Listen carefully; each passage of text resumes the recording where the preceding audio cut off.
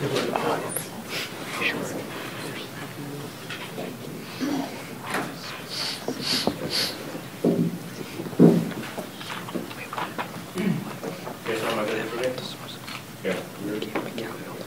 so what you're saying is that basically you can rectify the problems of outrageous conduct being commissionable in American society, correct? Well, specifically you're cyberbullying, yeah. Okay, so what you're saying is basically outrageous speech shouldn't be protected then. Yeah. Okay, so then why does the Supreme Court, under its constitutional analysis, for example, protect the KKK, which obviously espouses hatred of blacks? Why can they in Brandenburg protect the KKK? Right. Why in the Brandenburg case, right? You read the analysis at the end, you read the judge's decision, right? Obviously, okay, yeah. So you understand it's a discourse specifically, correct? What? You understand it's a discourse specifically in the case, correct? Wait, okay, fine. Is there enough? Will you agree there's a difference between cyberbullying and discourse? No, I mean, I don't see that at all. I don't see that at all. No, because so according to you've already got a pure just all right. You read okay, well, for one, no, I don't even know what question you just asked me. We could talk about that. But the fact of the matter is that your definition, the definition you gave me doesn't even specify what kinds of clarifications you're trying to make. So I don't understand what point you're trying to make. Between discourse and cyberbullying, if I can finish my point. Right. Now, wait, hold on. Well, you said my definition is really good the analysis here. It's use of information and communication, not support deliberate, repeated, and hostile behavior. In fact, okay, numerous state legislators. How do you determine mens rea? Okay, well, right now, basically what happens, you're saying that you can't prove mens rea because you can't prove intent in cyberbullying cases?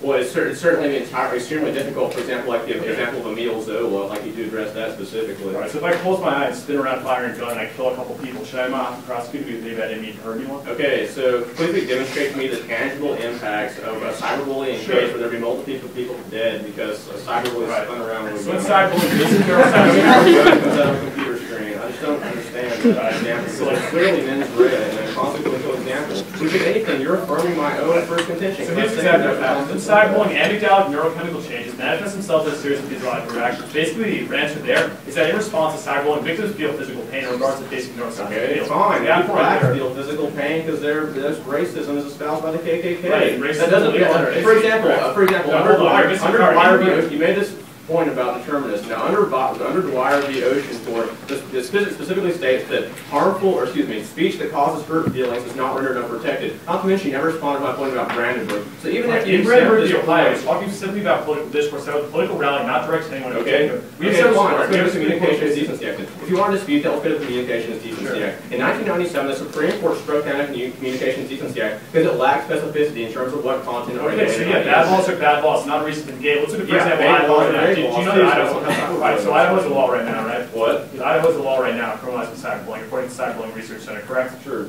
So, all right, criminalize the activity, is it vague? Yeah, definitely. Okay, I mean, it's definitely vague. Law. So you're seeing all your negative consequences. It should be open to constitutional question. Hold on, are you seeing any of your negative consequences? Not to mention, does this definition use your definition? Basically, you're just talking about, in Idaho, yes, you use exactly the same definition. Me, obviously, he uses the exact same definition. I'm not going to read you off the half-page analysis to give you. No. All you have to say is that it uses the exact definition. You're not understanding my question. It doesn't. It doesn't.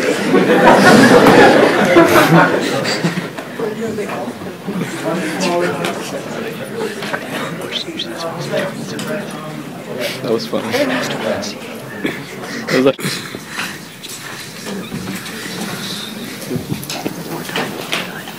Alright, my judges ready? Opponents? Pardon?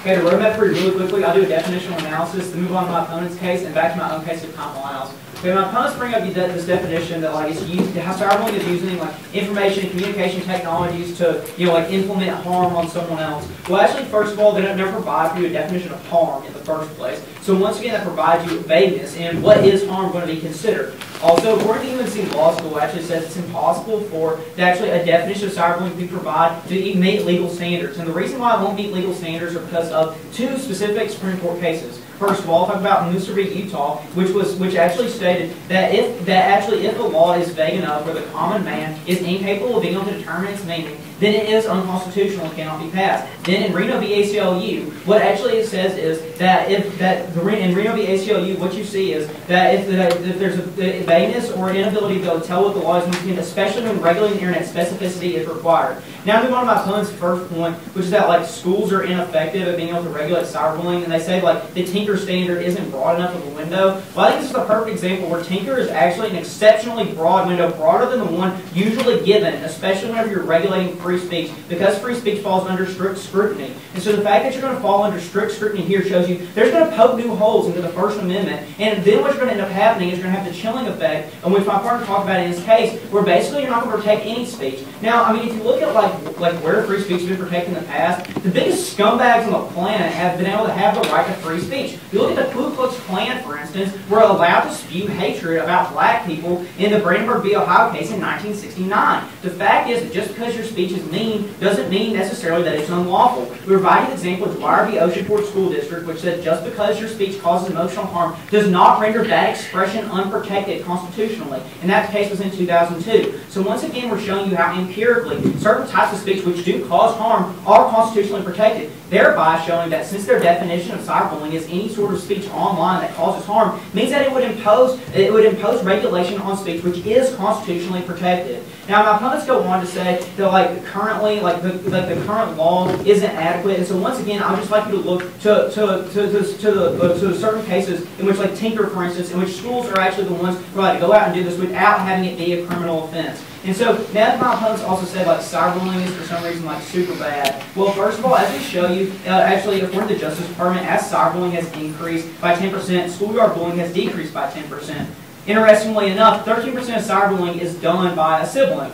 Well, to give you an example, my brother bullies me both online and in person. However, I would much rather him make fun of me on the internet than punch me in the face. That causes me a lot more emotional harm than what he puts on the internet. Thereby showing you how, since cyberbullying actually creates another window for social interaction, according to Stanford University, and replaces these examples of conflict, this shows you how obviously this conflict is occurring online rather than in person. You must vote unfairly upon. Now to move on to my opponent's point about how they're saying cyberbullying is decreasing people's GPA. That's a perfect example where a school district is able to use Tinker and able to show you how it causes enough disruption, to actually substantial disruption, and thereby the school district could actually deal with it, not showing you a merit and the necessity of having it as a criminal offense. Now, my opponents think I want to say penalties deter people. Well, the fact is that even if penalties do deter, that still does not legitimize making this a criminal action. But once again, this keeps on coming up over and over again, the fact that school districts can punish this. They did our Zinger and McDowell study for New York University, and basically they determined that as juveniles have exposure to the criminal justice system, the recidivism rate increases, showing that actually when you bring in the 5.7 million kids that could fall under a definition of cyberbullying into the criminal justice system, you're actually going to increase cyberbullying because they're going to be more likely to redo the crime again because the social stigma has fallen down of doing cyberbullying. Therefore, you must vote in favor of the calling. Thank you.